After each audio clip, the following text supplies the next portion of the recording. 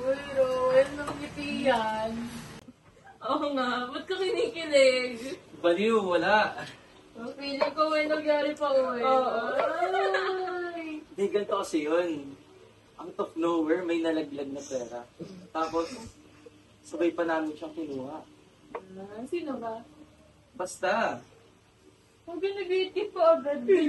Talaga. So gusto mo na siya agad? Dahil lang nakuha niya yung nahulog mong pera. Oo, feeling ko. Kaso, ang weird eh. Kasi I never cared about her until that magic moment happened.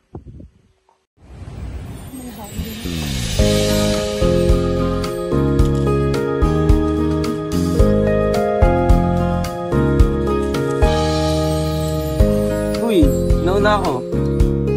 Kasi ilalim na nga kamay ko kanina eh. Pero hindi na ngayon, di ba? Alam mo, pagkatian na lang natin.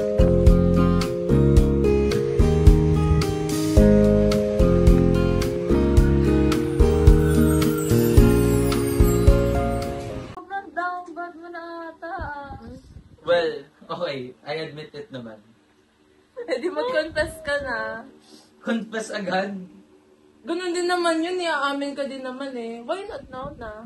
Eh, malay mo, magbago pa yung feelings ko, di ba? Down bad ka na nga. Maniwala ka sa amin. Legit ka. Bala ka dyan.